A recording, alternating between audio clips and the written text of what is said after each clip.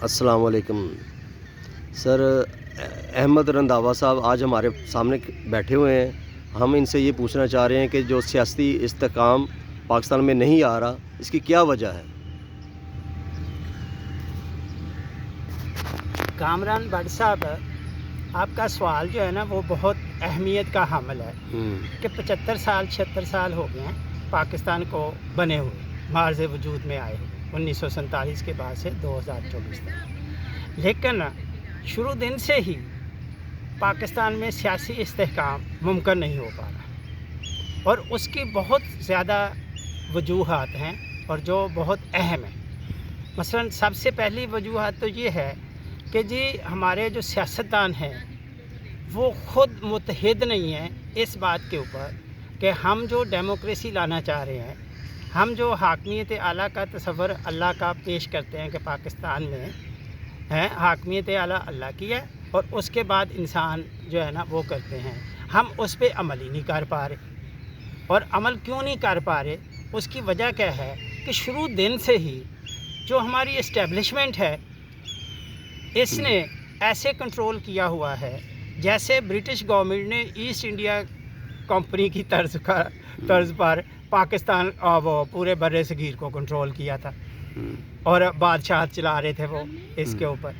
अब सबसे पहले तो हमारी इस्टेब्लिशमेंट को चाहिए है कि इनको सारे सियासतदानों को मौका दें कि ये अपनी टेन्योर पूरी करें, अपना काम करें, और ये जो डेमोक्रेसी इलेक्शन वगैरह होते हैं उसके नतीजे में जो भी गवर्नमेंट आती है वो अदम इस्तेहकाम के ज़रिए तो बदल जाए तो ठीक है, नेचुरल तरीके से, हाँ जी। लेकिन अगर वो इस्टेब्लिशमेंट ने उसमें घोड़े दौड़ाने हैं कि जी ग्रुप बना के, तो फिर वो सियासी अदम इस्तेहकाम कैसे आएगा? पहली वजह तो ये है। दूसरी वजह ये है कि जितने भी हमारे सियासतदान हैं वो इस्टेब्लिशमेंट पे क्यों भरोसा करते हैं? वो सिर्फ ये नहीं कि पाकिस्तानी इस्टेब्लिशमेंट पे भरोसा करते हैं, वो क्या है कि इंटरनेशनल इस्टेब्लिशमेंट को भी इन्वॉल्व करते हैं।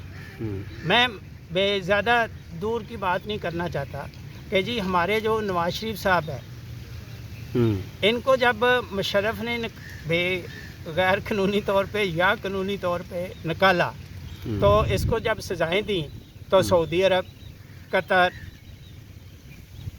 के बादशाह इसमें शामिल हो गए, अमेरिका के हुक्मरान इसमें शामिल हो गए, और उन्होंने ये कहा कि जी इसको आप नहीं सज़ा दे सकते, इसको आप ज़्यादा से ज़्यादा एक्सिल कर दें।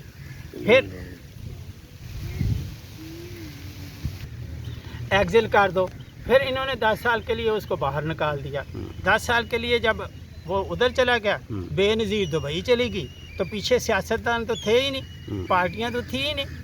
तो एक इन्होंने काफ लीग ने को इस्टेब्लिशमेंट ने बना लिया, और काफ लीग जो है ना वो गैर जमाती और जमाती इलेक्शन के नतीजे में हुकूमत बना के बैठ गई, और बाहर से इंपोर्ट कर लिए शौकत अजीज़ साहब को वज़ीर आज़म के तौर पे, पहले वज़ीर ख़जाना फिर वज़ीर आज़म।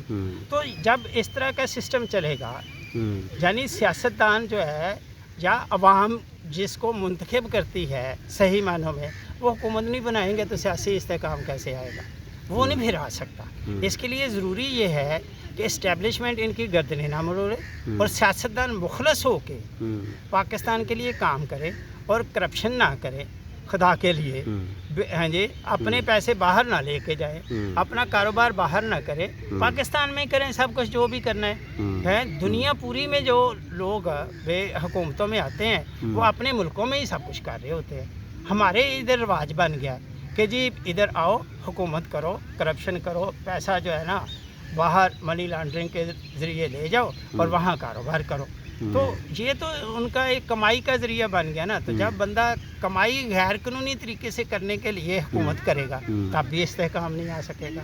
तो इसलिए इसके लिए ज़रूरी है, इस्तेहकाम लाने के लिए ज़रूरी है, पहला पॉइंट पाकिस्तान के साथ मुखलस होना, पाकिस्तान के लिए बेहतर सोचना, और ये करप्शन ये बाकी चीज़ों को छोड़ना। तो इस वजह से मेरी इन सब से दरख्वास्त है कि पाकिस्तान में सियासी इस्तेहकाम की